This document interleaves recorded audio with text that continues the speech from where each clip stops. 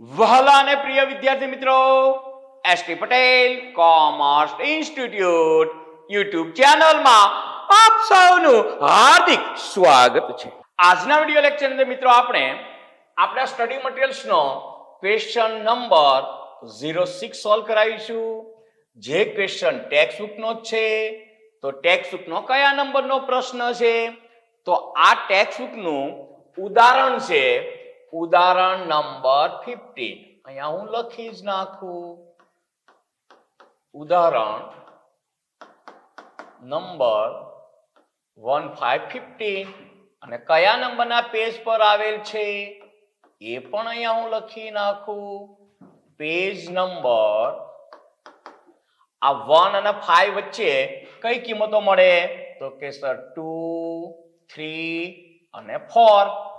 મતલબ કે આ જે સ્ટડી મટીરીયલ્સનો ક્વેશ્ચન નંબર 6 છે તે ટેક્સ્ટ બુકનો છે અને તે ટેક્સ્ટ બુકમાં ઉદાહરણ નંબર 15 તરીકે પેજ નંબર 234 પર આપેલ છે. એટલે જે વિદ્યાર્થીઓ પાસે આપણું સ્ટડી મટીરીયલ્સ અવેલેબલ ન હોય એવા વિદ્યાર્થીઓએ મારી સાથે સાથે ખાના પાડીને દાખલો ગણવા માટે સામે ટેક્સ્ટ બુક રાખવાની રહેશે. કારણ કે મિત્રો તમે જાણો જ છો આપણો સબ્જેક્ટ જ એવો છે કે ફક્ત વિડીયો જોઈ લેવાથી કંઈ જ સમજણ પડે નહીં. મારી સાથે સાથે ખાના પાડશો, મારી સાથે સાથે એન્ટ્રી કરશો, મારી સાથે સાથે સરવાળા બાદબાકી કરશો તો જ દાખલામાં સમજણ પડશે. અને બીજું, જે વિદ્યાર્થીઓને આપણું સ્ટડી મટીરીયલ્સ મંગાવવાની ઈચ્છા હોય તેવા વિદ્યાર્થીઓ માટે નીચે હું ડિસ્ક્રિપ્શનમાં વોટ્સએપ નંબર આપું છું. એ વોટ્સએપ નંબર ઉપર તમે તમારું નામ અને એડ્રેસ લખીને મોકલશો એટલે બાકીની તમામ ઇન્ફોર્મેશન હું તમને વોટ્સએપના માધ્યમથી જ પ્રોવાઈડ કરી દઈશ. હવે દાખલો ગણવા માટેનું સ્ટેપ 0 કરતા પહેલા દાખલા પર જરા પૂરતી નજર ફેરવી લઈએ. તો અહીંયા મેથડ 2 મેં લખેલ છે. તો કોઈ કે સર આ બીજી મેથડમાં શું નવું આવે છે? કંઈ જ નથી નવું આવતું. ભાગીદારના પ્રવેશના ચેપ્ટરની જેમ અહીંયા બે દાખલા હવે ચાલુ ખાતાવાળા આપણે ભણવાના છે. અહીંયા ભાગીદારી પેઢી સ્થિર મૂડી ખાતાની પદ્ધતિ અપનાવતી છે. એટલે ભાગીદારોના ચાલુ ખાતા અને ભાગીદારોના મૂડી ખાતાઓ બનશે. અને જે એન્ટ્રી આપણે મૂડી ખાતામાં કરતા હતા તે બધી જ એન્ટ્રી ચાલુ ખાતામાં થશે. દાખલા પર જરા ઉડતી નજર કરીએ તો ગોપી, કૃષ્ણ અને રામ 1/2, 1/3 અને 1/6 ના પ્રમાણમાં નફો નુકસાન વહેંચી લેતા એક પેઢીના ભાગીદારો છે. આ નફા નુકસાનની વહેંચણીનું પ્રમાણ આપણને આપ્યું છે, પણ પ્રમાણ માટે નીચેના શેષ સરખા કરવા પડે. તો અહીંયા 6 છે, અહીંયા 3, અહીંયા 2. તો નીચેના છેદ 6 સરખા કરશો તો આને 6 કરવા હોય તો કેટલા વડે ગુણવા પડે? તો કે સર 3 વડે. તો ઉપર 3 વડે ગુણ નાખો એટલે 3 થઈ જશે, મતલબ 3/6. આને 6 કરવા હોય તો 2 વડે ગુણવા પડે. તો આને તમે 6 કરો તો 2 વડે ગુણ્યા તો ઉપર 2 વડે ગુણશો એટલે 2 થઈ જશે. મતલબ ગોપી, કૃષ્ણ અને રામ વચ્ચેનું નફા નુકસાનનું વહેંચણીનું પ્રમાણ કયું છે? તો કે સર 3:2:1. અને પછી આપણને 31/3/2017 ના રોજ તેમની પેઢીનું પાકું સરવૈયું નીચે મુજબ છે. અને પાકું સરવૈયું આપ્યું છે મૂડી દેવા બાજુ મૂડી ખાતા ગોપી, કૃષ્ણ અને રામ ને ચાલુ ખાતા ગોપી અને રામ ને આકસ્મિક અનામત ને કામદાર વળતર અનામત, રોકાણ વધઘટ અનામત ને લેણદારો ઘાલખાત અનામત. પછી આ બાજુ પાઘડી, ટ્રેડમાર્ક ને યંત્રો રોકાણો એની બજાર કિંમત આપણને આપી છે 15,000 રૂપિયા. ત્યાં બ્રેકેટમાં લખીને આપી છે. નીચે હવાલામાં લખીને આપે તો પણ ભલે અને બ્રેકેટમાં લખીને આપે તો પણ ભલે, વાત તો એક જ થઈ કહેવાય. પછી સ્ટોક ને દેવાદારો ને બેંકમાં રોકડ. અહીંયા રોકડ શિલક નથી આપી આપણને, બેંક શિલક આપી છે. બેંકમાં રોકડ મતલબ બેંકમાં બેલેન્સ છે, આપણા કેશ બોક્સનું બેલેન્સ નથી, મતલબ બેંક શિલક છે. તો અહીંયા આપણે રોકડ ઓબ્લિક બેંક ખાતું બનાવીશું. અને કૃષ્ણનું ચાલુ ખાતું આપણને આપેલ છે. અને નીચે આપણને લખ્યું છે તારીખ 1/4/2017 ના રોજ રામ નીચેની શરતોએ નિવૃત્ત થયા. રામ મતલબ કયા નંબરનો ભાગીદાર છે? તો કે સર 3જા નંબરનો ભાગીદાર છે. આ 3જા નંબરનો ભાગીદાર શું થાય છે? નિવૃત્ત થાય છે. અને પછી અલગ અલગ આપણને 6 હવાલા બોલો તો પણ ભલે અને 6 શરતો કહો તો ભલે, આપણને 6 હવાલા આપ્યા છે. અને નીચે આપણને પ્રશ્ન પૂછ્યો છે ભાગીદારોના ચાલુ ખાતા, મૂડી ખાતા અને નિવૃત્તિ બાદનું પાકું સરવૈયું તૈયાર કરો. રોકડ બેંક ખાતું આપણને નથી માંગ્યું, તેમ છતાં એ તો આપણે બનાવી જ નાખીશું. હવે વાત કરીએ દાખલો ગણવા માટેનું 0 સ્ટેપ. તો અહીંયા ખાના કઈ રીતે આપણે બનાવશું? તો પહેલા પેજ ઉપર અંદાજે 40% પેજમાં પુનઃમૂલ્યાંકન ખાતું, તેની નીચે અંદાજે 60% પેજમાં જ્યાં આપણે ભાગીદારોના મૂડી ખાતા બનાવતા હતા તે મૂડી ખાતાની જગ્યાએ ભાગીદારોના ચાલુ ખાતા બનાવીશું. અને પછી અહીંયા અંદાજે 20% પેજમાં ભાગીદારોના મૂડી ખાતા બનાવીશું. તેના નીચે અંદાજે 20% પેજમાં આપણે રોકડ બેંક ખાતું બનાવીશું. અને તેના નીચે અંદાજે 60% પેજમાં ભાગીદારની નિવૃત્તિ બાદનું મતલબ રામની નિવૃત્તિ બાદનું પાકું સરવૈયું બનાવીશું. તો દાખલો ગણવા માટેનું 0 સ્ટેપ આપણે પહેલા કમ્પ્લીટ કરી નાખીએ. અને બીજું કે દરેક દાખલાની જેમ હું મારો ખાના પાડવાનો વિડીયો ફાસ્ટ ફોરવર્ડ કરી નાખીશ. એ દરમિયાન તમારે પણ ખાના પાડીને મારી જોડે જોડે દાખલો ગણવા માટે રેડી થઈ જવાનું રહેશે.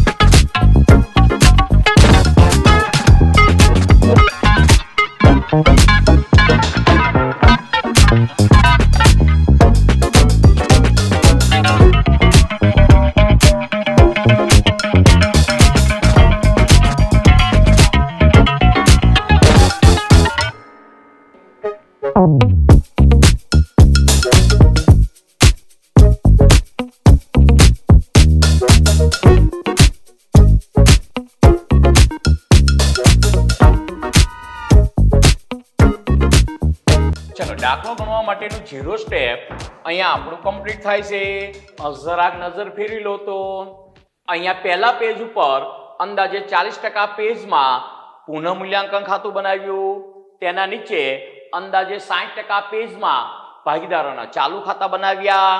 1 થી 5 નંબરના ક્વેશ્ચનમાં જ્યાં આપણે મૂડી ખાતા બનાવતા હતા એ મૂડી ખાતાની જગ્યાએ જ આપણે ચાલુ ખાતા બનાવ્યા.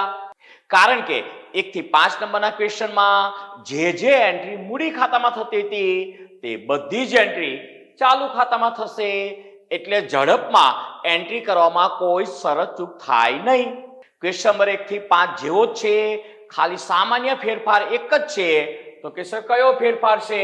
તો કે 7મા નંબરના સ્ટેપમાં જે ભાગીદાર નિવૃત્ત થાય છે, રામ નિવૃત્ત થાય છે, તેની લેણી રકમનો હિસાબ કરવા માટે રામની ચાલુ ખાતાની જે બાકી આવે તે આપણે તેના મૂડી ખાતે લઈ જઈશું. અને મૂડી ખાતે લઈ ગયા પછી તેની લેણી નીકળતી રકમ કાં તો રોકડમાં ચૂકવવાની હશે અને કાં તો પછી તેની લોન ખાતે ટ્રાન્સફર કરવાની હશે, ફેરબદલ કરવાની હશે. એના સિવાય બાકી કોઈ જ ફેરફાર ચાલુ ખાતાવાળા દાખલામાં નથી. હવે દાખલો ગણવા માટેનું સ્ટેપ નંબર 1. સ્ટેપ નંબર 1 શેનું હતું? મૂડી ખાતાની અને રોકડ ખાતાની બાકી લખો. અહીંયા આ દાખલામાં મૂડી ખાતાની બાકીની સાથે સાથે ચાલુ ખાતાની બાકી પણ લખી નાખવાની. તો લખી નાખીએ. મૂડી ખાતાની બાકી 30,000, 20,000 અને 30,000 અને રોકડ ખાતાની બાકી 3,000. પછી ચાલુ ખાતાની બાકી લખી નાખીશું. પહેલા મૂડી ખાતાની રોકડ બેંક ખાતાની બાકીની વાત કરી લઈએ. બાકી આગળ હા પણ શું લાવ્યા? કેટલા રૂપિયા? તો કે સર 30,000 રૂપિયા, 20,000 રૂપિયા અને 30,000 રૂપિયા. અને રોકડ ઓબ્લિક બેંક ખાતાની બાકી 3,000 રૂપિયા. એ રોકડ બેંક ખાતામાં ઉધાર બાજુ એના સામે લખી નાખો. બાકી આગળ લાવ્યા. હવે વાત કરીએ ચાલુ ખાતાની બાકીની. તો ચાલુ ખાતાની બાકી કેટલી આપી છે? તો ચાલુ ખાતામાં ગોપીની 8,000, રામની 10,000 અને કૃષ્ણનું ચાલુ ખાતું ઉધાર બાકી દર્શાવતું હોય છે એટલે મિલકત લેણા બાજુ આપેલ છે. હા તો લખી નાખીએ ચાલુ ખાતાની બાકી. ગોપી અને રામની જમા બાકી 8,000 ને 10,000 અને કૃષ્ણના ચાલુ ખાતાની ઉધાર બાકી 4,500. તો કૃષ્ણમાં પહેલા વાત કરીએ તો 4,500 ઉધાર બાકી. તો લખો અહીંયા આ 4,500 અને ગોપી અને રામમાં 8,000 ને 10,000. અહીંયા 8,000 રામના કોલમમાં 10,000 અહીંયા ડેશ કરી નાખો અને તેની સામે લખી નાખો. બાકી આગળ લાવ્યા. અહીંયા પણ ડેશ કરી નાખો અને અહીંયા લખી નાખો. બાકી આગળ લાવ્યા. હવે દાખલો ગણવા માટેનું સ્ટેપ નંબર બીજું. સ્ટેપ નંબર બીજું શેનું હતું? જો કોઈ મુક્ત અનામત આપેલ હોય તો જમા કરો, અવાસ્તવિક મિલકત આપી હોય તો ઉધાર કરો, જૂના ભાગીદારોના મૂડી ખાતે જૂના પ્રમાણમાં. પરંતુ અહીંયા ચાલુ ખાતાવાળા દાખલામાં મૂડી ખાતાના બદલે ક્યાં અસર થશે? તો કે સર ચાલુ ખાતે.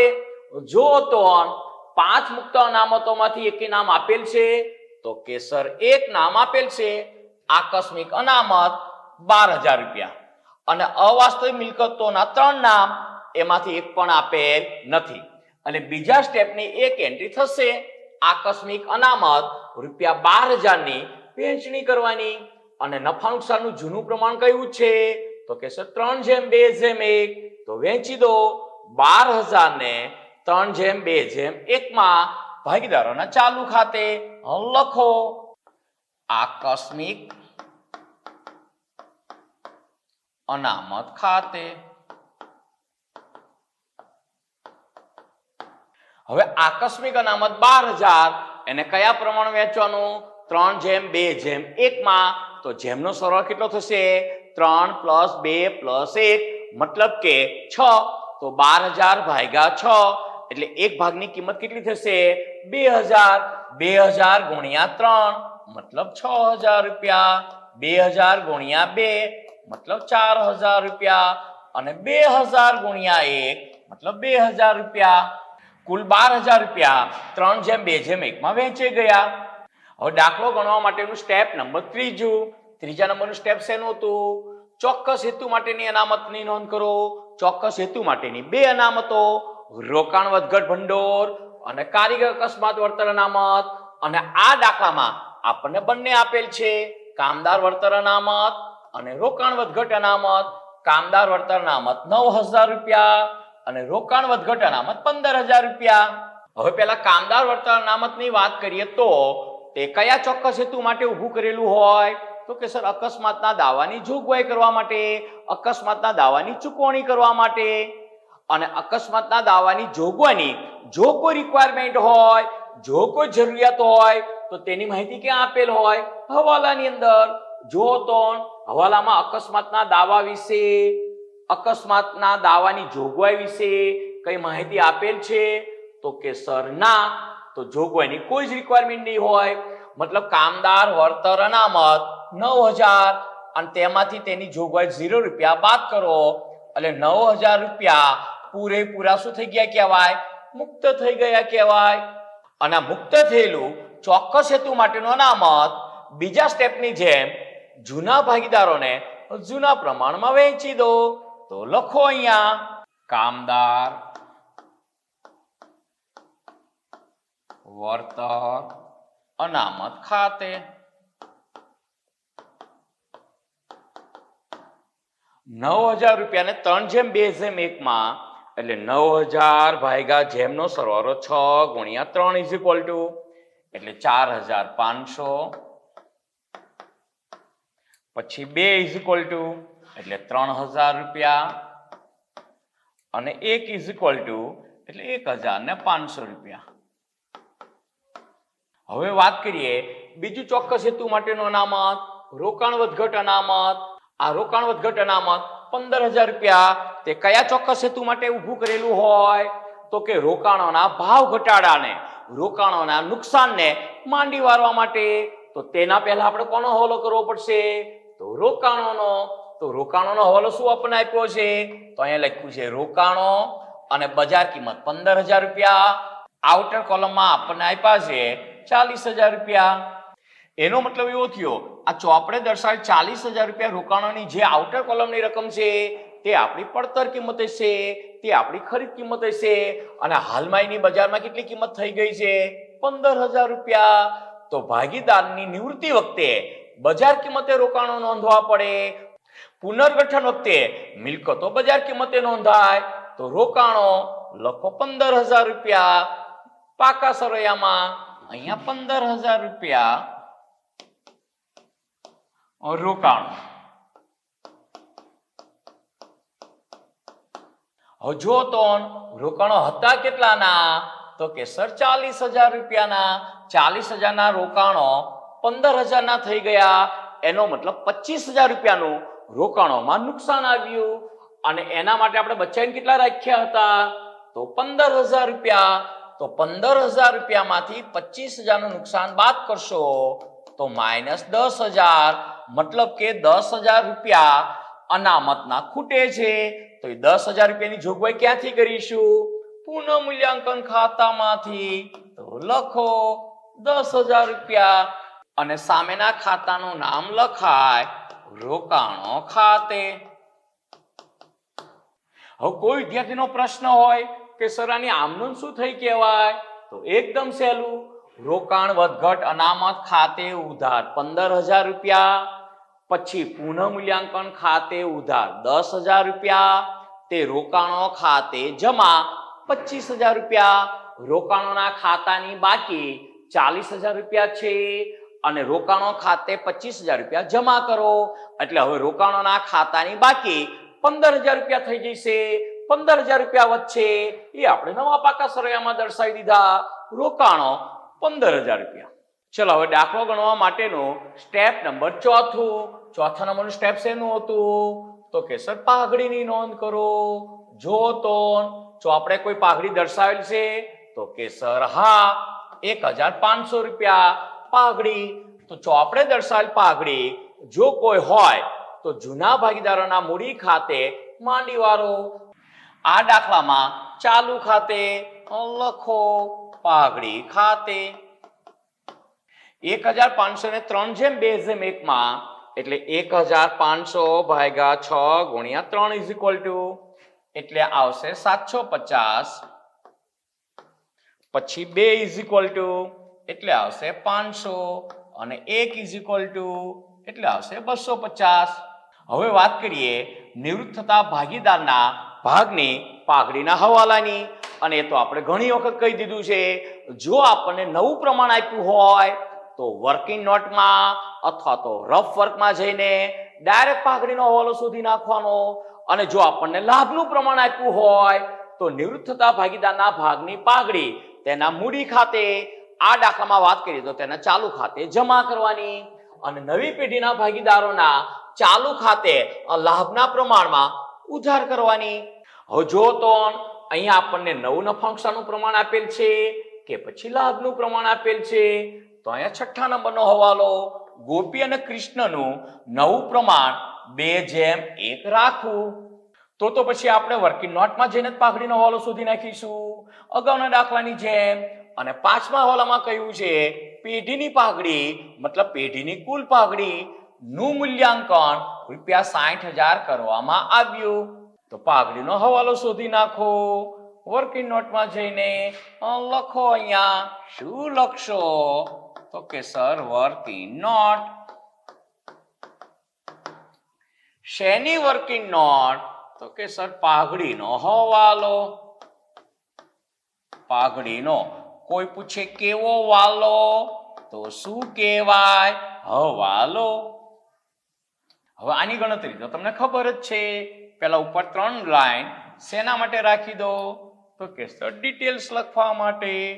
પછી 3 ભાગીદારો માટેની 3 લાઈન અને 1 લાઈન શેના માટે રાખી દઈશો? કુલ લખવા માટે.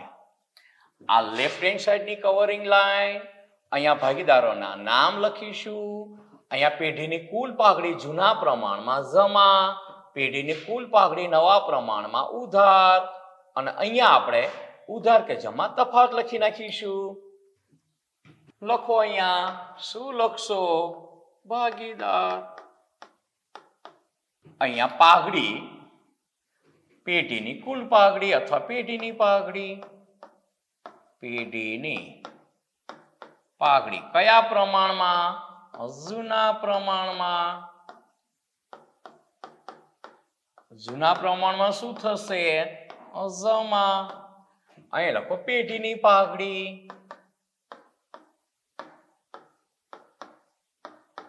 કયા પ્રમાણમાં? તો કે સર નવા પ્રમાણમાં. નવા પ્રમાણમાં શું થશે? તો કે સર ઉધાર. અને અહીંયા પાઘડીનો હવાલો મળી જશે આપણને તફાવત પરથી. તફાવત કયો આવશે? ઉધાર કે જમા.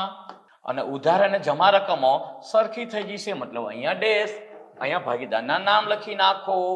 તો ગોપી, કૃષ્ણ અને રામ. રામ નિવૃત્ત થાય છે અને અહીંયા કુલ શબ્દ લખી નાખો. અહીંયા પેઢીની કુલ પાઘડી કેટલી નક્કી થઈ? તો કે સર 60,000 રૂપિયા. હવે 60,000 રૂપિયાને જૂના પ્રમાણમાં જમા કરવાના, નવા પ્રમાણમાં ઉધાર કરવાના. હવે 60,000 ને 3:2:1 માં વેચશો તો જેમનો સરવાળો 6 તો ડાયરેક્ટ મળી જશે 30,000, 20,000 અને 10,000 રૂપિયા. અને 60,000 ને નવા પ્રમાણમાં નિવૃત્ત થતા ભાગીદારનો ભાગ ન હોય. નવું પ્રમાણ કેટલું હતું? હું ભૂલી ગયો, જોઈ લો. નવું પ્રમાણ 2:1. તો 60,000 ને 2:1 માં વેચશો તો 40,000 ને 20,000 વિધાઉટ કેલ્સી થઈ જશે અને 20,000. અહીંયા તફાવત લખી નાખો.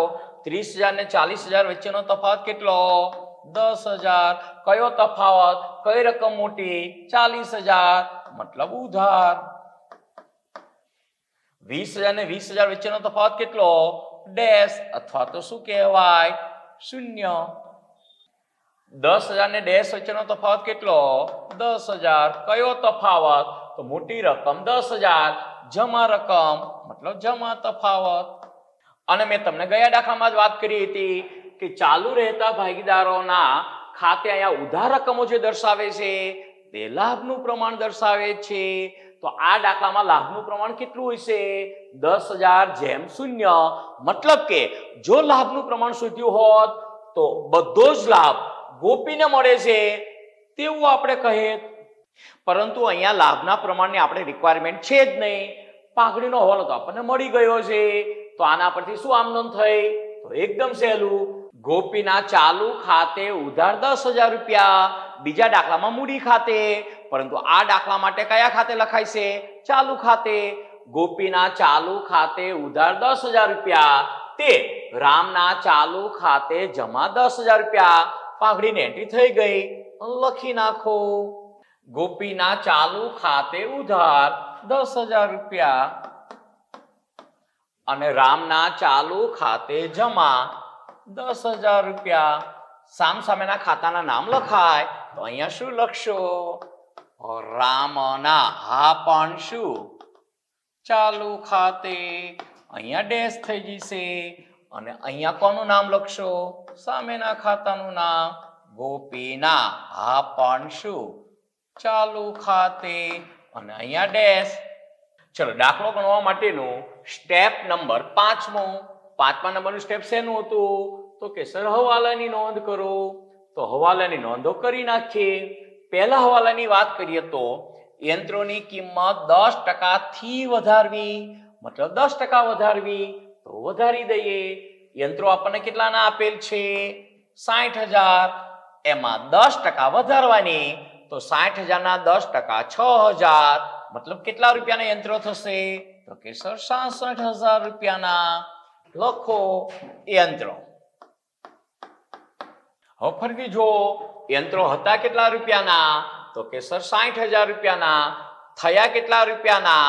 66,000 રૂપિયાના. તો 60,000 રૂપિયાના યંત્રો 66,000 ના થયા, મતલબ યંત્રોની કિંમતમાં વધારો થયો. અને મિલકતની કિંમત વધે તો નફો થયો કહેવાય. કેટલી કિંમત વધી? 6,000 રૂપિયા. સામેના ખાતાનું નામ લખાય યંત્રો ખાતે. ચલો પછીના હવાલાની વાત કરીએ તો બીજો હવાલો, ટ્રેડમાર્કની કિંમત 40% સુધી ઘટાડવી. હવે ખાસ ધ્યાન રાખજો, જો થી શબ્દનો યુઝ કર્યો હોય મતલબ એટલા ટકા વધારવા અથવા ઘટાડવા, અને સુધી શબ્દ ઉપયોગ કર્યો હોય મતલબ એટલા ટકા કરવા. અહીંયા સુધી શબ્દ છે, ટ્રેડમાર્કની કિંમત 40% સુધી ઘટાડવી, મતલબ 40% કરવી. ટ્રેડમાર્ક છે કેટલાના? તો કે ટ્રેડમાર્ક સાહેબ 18,000 રૂપિયાના. અને 18,000 રૂપિયાના ટ્રેડમાર્કની કિંમત 40% સુધી ઘટાડવાની છે. તો 18,000 ગુણ્યા 40%, મતલબ 7,200. અથવા તમે એવું વિચારશો તો પણ ચાલશે કે ટ્રેડમાર્કની કિંમત 40% સુધી ઘટાડવી, મતલબ 60% ઘટાડવી, તો પણ તમને મળી જશે. ટ્રેડમાર્ક હતા કેટલાના? 18,000 રૂપિયાના માઇનસ 60%, એટલે 7,200. મતલબ ટ્રેડમાર્કની કિંમત 40% થઈ ગઈ છે. ટ્રેડમાર્કની કિંમત 40% લખવાની છે. અને 18,000 ના 40%, 7,200. અહીંયા લખો ટ્રેડમાર્ક. હવે જો તો 18,000 રૂપિયાના જે ટ્રેડમાર્ક હતા, આ 18,000 રૂપિયાના જે ટ્રેડમાર્ક હતા એ કેટલા રૂપિયાના થઈ ગયા? 7,200 રૂપિયાના. તો ટ્રેડમાર્કની કિંમત ઘટી. 18,000 માઇનસ 7,200, મતલબ 10,800 રૂપિયા. તો ટ્રેડમાર્ક મિલકત કહેવાય. અને એની કિંમત ઘટે તો શું થયું કહેવાય? નુકસાન થયું કહેવાય. લખો સામેના ખાતાનું નામ ટ્રેડમાર્ક ખાતે. ચલો પછીના હવાલાની વાત કરીએ તો ત્રીજા નંબરનો હવાલો, દેવાદારો પર ઘાલખાત અનામત 15% રાખવી. તો રાખી દઈએ. જો તો દેવાદારોના ખાતાની બાકી કેટલી છે? 26,000 રૂપિયા. એના પર 15% ઘાલખાત અનામત રાખી દો. લખો. શું લખશો? દેવાદારો કેટલા રૂપિયાના? તો કે સર 26,000 રૂપિયાના માઇનસ ઘાલખાત અનામત. 26,000 ના 15%, તો 26,000 ગુણ્યા 15%, એટલે 3,900. અને 3,900 માંથી બાદ કરશો તો 26 માંથી 4 બાદ કરો તો 22, અને ઉપરના 100 એટલે 22,100. હવે જુઓ તો જૂની પેઢીના ચોપડે ઘાલખાત અનામત ખાતાની બાકી કેટલી હતી? તો ત્યાં દેવાદારોમાંથી બાદ કરીને નથી દર્શાવી, પણ જો અહીંયા ઘાલખાત અનામત આપણને આપી છે 8,000 રૂપિયા. તો ઘાલખાત અનામત હતી 8,000 રૂપિયા, થઈ કેટલા રૂપિયા? 3,900. તો ઘાલખાત અનામત ઘટી તો નફો થયો કહેવાય. લખો ઘાલખાત અનામત ખાતે. અને થોડુંક રફ કામ બતાવું તો બતાવી દો. ઘાલખાત અનામત હતી 8,000 રૂપિયા, થઈ 3,900, મતલબ અડધામાંથી 100 રૂપિયા ઓછા, મતલબ કેટલો તફાવત છે? 4,100 રૂપિયા. ચલો પછીના હવાલાની વાત કરીએ તો ચોથો હવાલો, બેંકમાં વટાવેલ લેણી ઊંડી ₹1,300 પાક્યા તારીખે તારીખ 31/3/2017 ના રોજ નકારાઈ. દેવાદાર પાસેથી કોઈ રકમ વસૂલ થયેલ નથી. હવે જો બેંકમાં વટાવેલી લેણી ઊંડી નકરાય તેવો એક હવાલો આપણે વાર્ષિક હિસાબમાં પણ આવતો હતો, ભાગીદારી પેઢીના વાર્ષિક હિસાબમાં, પરંતુ ત્યાં આ વાક્ય લખેલું નહોતું આવતું. એટલે આપણે ફક્ત કોની અસર આપતા હતા? બેંકમાં વટાવેલ લેણી ઊંડી નકરાય તેની, તો ત્યાં વાર્ષિક હિસાબ વખતે આપણે શું અસર આપતા હતા? તો બેંક સિલકમાંથી માઇનસ કરતા હતા અને દેવાદારોમાં પ્લસ કરતા હતા. પણ અહીંયા દેવાદારોમાં પ્લસ નહીં થાય, કારણ કે દેવાદાર પાસેથી કોઈ રકમ વસૂલ થયેલ નથી, મતલબ કોઈ રકમ વસૂલ થઈ શકે તેમ હશે પણ નહીં. 11મા ધોરણમાં હુંડીના ચેપ્ટરમાં પણ આપણે ભણાવ્યું હતું કે બેંકમાં વટાવેલી લેણી હુંડી નકરાય એટલે બેંક વાળા હુંડી આપણને મોકલી આપે અને આપણે તે હુંડી કોને મોકલી આપીએ? આપણા દેવાદારને, સ્વીકારનાર વ્યક્તિને. અને ત્યાં આપણે એવું શીખડાવતા હતા કે તે હુંડી આપણા દેવાદારને મોકલી આપી અને પછી દેવાદારને આપણે કહ્યું છે કે હવે મારે આ હુંડીના અને નકરામણી ખર્ચના પૈસા જોઈએ, નહીતર શું નહીં આવે? મજા નહીં આવે. એવું આપણે 11મા ધોરણમાં શીખડાવતા હતા. પણ અહીંયા દેવાદારે આપણને કહ્યું છે કે ભાઈ મારે મજા લેવી નથી, મતલબ એ રકમને આપણે ઘાલખાત ગણવી પડશે. આ તો કઈ વાંધો નહીં, ઘાલખાતની રકમ આપણું નુકસાન કહેવાય. પુનઃ મૂલ્યાંકન ખાતે ઉધાર અને બેંક ખાતે જમા. સામસામેના ખાતાના નામ લખાય છે, લખો. 1300 શું લખશો? તો કે સર રોકડ ઓબ્લિક બેંક ખાતે. અહીંયા બ્રેકેટમાં વધારેની ડિટેલ્સ લખવી તો લખી શકાય. શું લખી શકાય? તો કે નકરાયેલ હુંડી અથવા નકરાયેલ હુંડીનું નુકસાન. અને 1300 ની બીજી એન્ટ્રી બેંક ખાતામાં જમા બાજુ 1300 રૂપિયા. સામેના ખાતાનું નામ લખાય. શું લખશો? પુનઃ મૂલ્યાંકન ખાતે.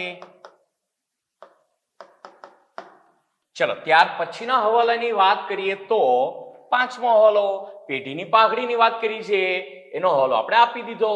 કયા સ્ટેપમાં? 4થા નંબરના સ્ટેપમાં. નવું નફા નુકસાનનું પ્રમાણ આપેલ છે, એની ડાયરેક્ટ કોઈ જ એકાઉન્ટિંગ એન્ટ્રી થાય નહીં, જ્યાં જરૂર પડે ત્યાં તેનો યુઝ થાય. તો હવાલા આપણા મતલબ 5મા નંબરનું સ્ટેપ આપણું પૂરું થઈ ગયું. હવે દાખલો ગણવા માટેનું સ્ટેપ નંબર 6. અને 6થું સ્ટેપ શેનું હતું? પાકા સરાયની બાકીની વિગતો નોંધો. તો પાકા સરાયમાં પહેલા મૂડી દેવા બાજુની વાત કરીએ તો મૂડી ખાતાની નવી બાકી આવશે, ચાલુ ખાતાની નવી બાકી આવશે, આકસ્મિક અનામત વહેંચી દીધું, કામદાર વર્તન અનામત, રોકાણ વધઘટ અનામત, બંને ચોક્કસ હેતુ માટેનો અનામત. ત્રીજા સ્ટેપમાં નોંધ કરી નાખી. લેણદારો 23000 રૂપિયાના એ બાકી છે, લખી નાખો. લેણદારો 23000 રૂપિયાના જેમ છે તેમના તેમજ લેણદારો. કોઈ કે સર અહીંયા તમે ઉપર વધારે જગ્યા કેમ છોડી? કારણ કે મારે ચાલુ ખાતાની પણ બાકી દર્શાવવાની છે એટલે હો ને. પછી વાત કરીએ ઘાલખાત અનામત. એ નવી ઘાલખાત અનામતની બાકી આપણે મિલકત લેણા બાજુ દેવાદારોમાંથી બાદ કરીને દર્શાવી. એ 3900 ત્યાં દેવાદારોમાંથી બાદ કરીને દર્શાવવાના બદલે અહીંયા લખ્યા હોત 3900 ઘાલખાત અનામત તો પણ ચાલત હો ને. બંને વસ્તુ સરખી જ ગણાય. ચલો પછી વાત કરીએ તો મિલકત લેણા બાજુ પાઘડી માંડીવાળી ટ્રેડમાર્કની નવી કિંમત લખી, યંત્રોની નવી કિંમત લખી, રોકાણોની બજાર કિંમત મતલબ નવી કિંમત 15000 લખી. સ્ટોક 12000 રૂપિયા બાકી છે તો લખી નાખો 12000 રૂપિયા સ્ટોક. આ 12000 રૂપિયા શેના? તો કે સર સ્ટોકના. ચલો ત્યારબાદ વાત કરીએ તો દેવાદારો લખી નાખ્યા. બેંકમાં રોકડ મતલબ બેંક સિલક, એ રોકડ ઓબ્લિક બેંક ખાતાની નવી બાકી લખીશું. કૃષ્ણનું ચાલુ ખાતું, એની પણ નવી બાકી નોંધાય. તો 6થા નંબરનું સ્ટેપ પૂરું થઈ ગયું. હવે સ્ટેપ નંબર 7મો. અને 7મા નંબરનું સ્ટેપ શેનું હતું? તો કે સર પુનઃ મૂલ્યાંકન ખાતું બંધ કરીને જે ભાગીદાર નિવૃત્ત થતો હોય તેની લેણી રકમનો હિસાબ ચૂકતે કરો. તો કરી નાખીએ. પુનઃ મૂલ્યાંકન ખાતાની વાત કરીએ તો જમા બાજુ 10000 ને 100, ઉધાર બાજુ રકમ વધારે થાય છે, ક્લિયર જોઈ શકાય છે. તો કરો સરવાળો. કેટલા થશે? 10 ને 10 20 ને 21 ને 22000 ને 100. લખો 22100. એ 22100 ને અહીંયા લખો.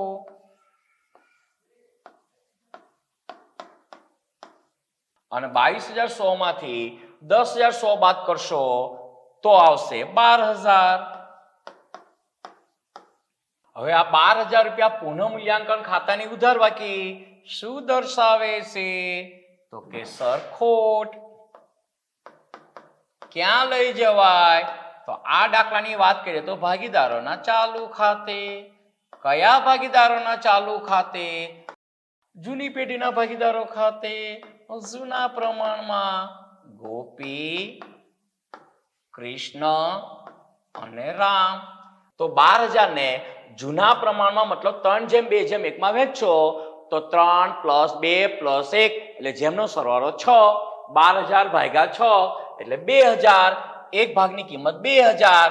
2,000 ગુણ્યા 3 તો કેટલા થશે? 6,000 રૂપિયા. તો બે ભાગની કિંમત 4,000 અને એક ભાગની કિંમત 2,000 રૂપિયા.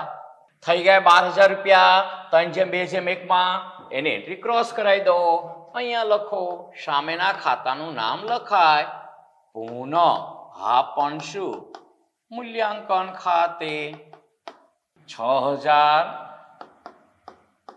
4,000 રૂપિયા અને 2,000 રૂપિયા. હવે જો અહીંયા ભાગીદારોના મૂડી ખાતા હોત તો રામના મૂડી ખાતાનો જમા બાજુનો સરવાળો કરીને ઉધાર બાજુની રકમો બાદ કરીને આપણે રામની લેણી રકમ શોધી નાખત. પરંતુ આ ચાલુ ખાતા છે તો રામના ચાલુ ખાતાની બાકી આપણે મૂડી ખાતે લઈ જઈશું અને પછી મૂડી ખાતા ઉપરથી તેની લેણી નીકળતી રકમ શોધીશું. અહીંયા સરવાળો કરીશું. હવે રામનો જમા બાજુનો સરવાળો બોલો કેટલો થાય છે? 10 ને 2 12 ને 10 22 ને 1,500 એટલે 23,500. તો લખો 23,500. એ 23,500 ને અહીંયા લખો. એની આખર બાકી ન આવે. 23,500 માંથી 2,250 બાદ કરો. 23,500 માઇનસ 2,250 એટલે 21,250. આ 21,250 એ ક્યાં લઈ જઈશો? તો કે સર રામના મૂડી ખાતે. રામના હા પણ શું? મૂડી ખાતે. અને ક્વેશ્ચન માર્ક અહીંયા ડેશ. 21,250 ની ક્રોસ એન્ટ્રી કરાવી દો. આ 21,250 અને સામેના ખાતાનું નામ લખાય. શું લખશો? રામના હા પણ શું? ચાલુ ખાતે. અહીંયા ડેશ કરી નાખો. હવે રામના મૂડી ખાતાનો સરવાળો કરો. તો 30 ને 21,250 તો સાવ સહેલું 51,250. 51,250 ને અહીંયા લખો.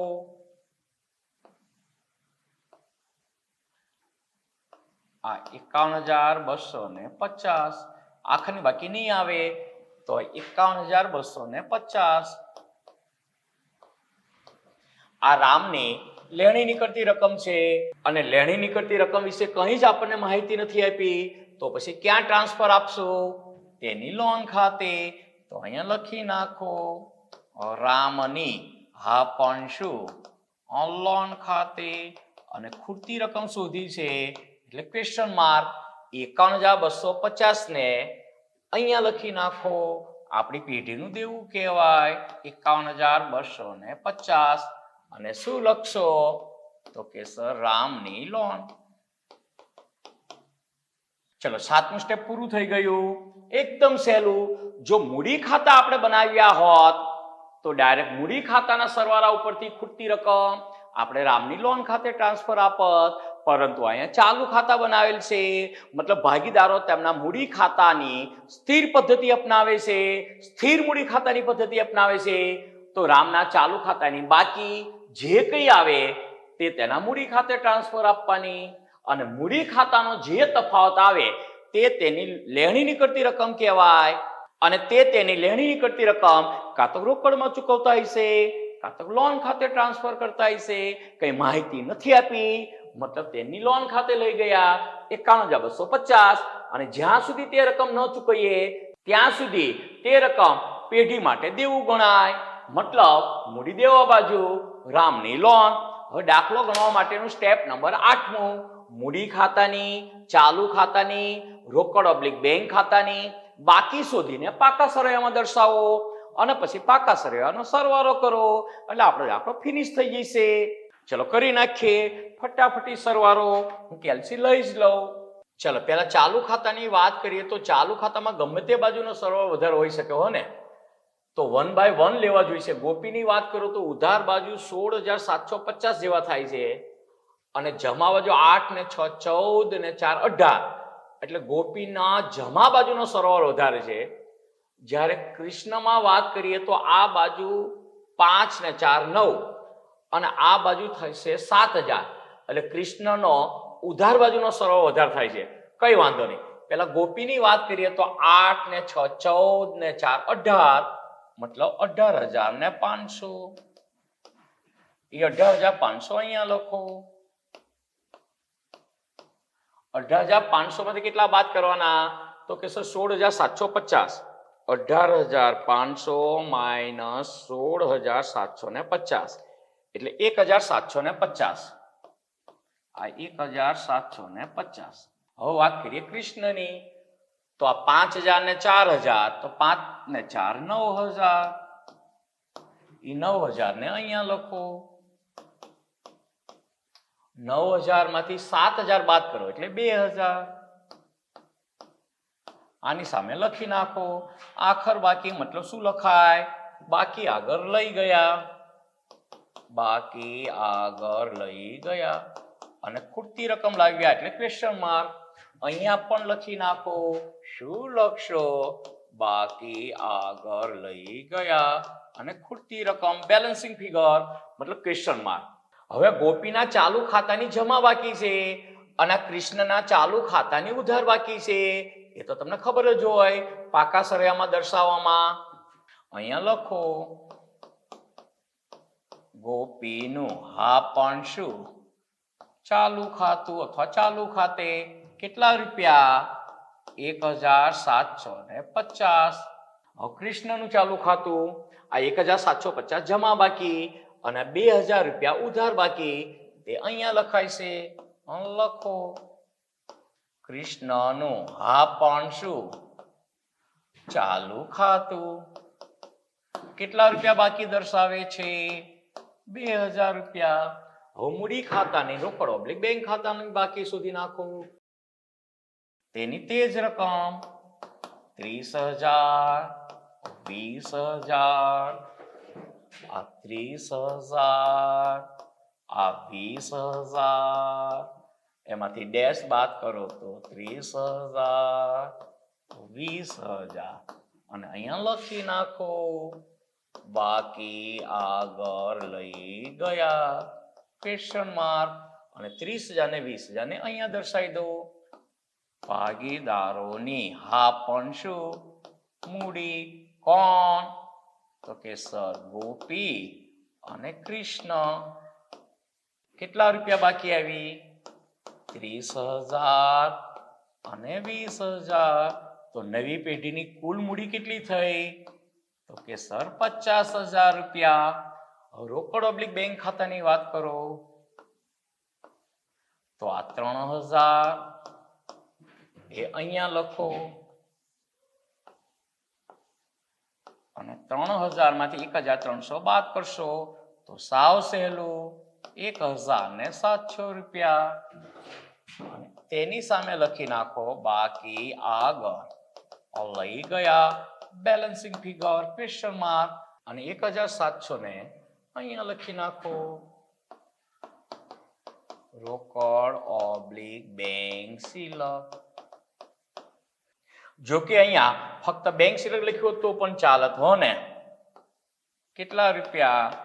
1,700. હવે પાકા સરવાળાનો સરવાળો કરો તો બંને બાજુનો સરવાળો કેવો થઈ જશે? સરખો થઈ જશે. ચલો પેલા મૂડી દેવા બાજુના સરવાળાની વાત કરીએ તો 50 ને 51,750 પ્લસ આ કેટલા થશે?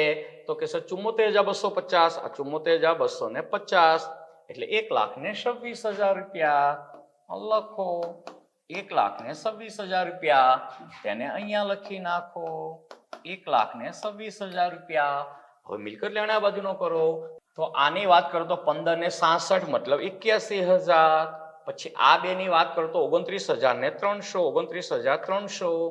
પછી આની વાત કરો તો 12 ને 13 ને 2 15,000 ને 700 એટલે 1,26,000 બંને બાજુનો સરવાળો સરખો થઈ ગયો. અને કોઈ તમને પૂછે કેવા કલી તો શું કહેવાય? મેથેમેટિકલી પણ આપણો દાખલો સાચો પુરવાર થાય છે. અને બીજું કે આ ગણેલ દાખલાની PDF ફાઇલ દરેક દાખલાની જેમ દરેક લેક્ચરની જેમ હું નીચે ડિસ્ક્રિપ્શનમાં આપું છું. અને અત્યારે હાલ સર્વ વિદ્યાર્થી મિત્રો મને રજા આપશો. સર્વ વિદ્યાર્થી મિત્રોને મારા જય શ્રી કૃષ્ણ.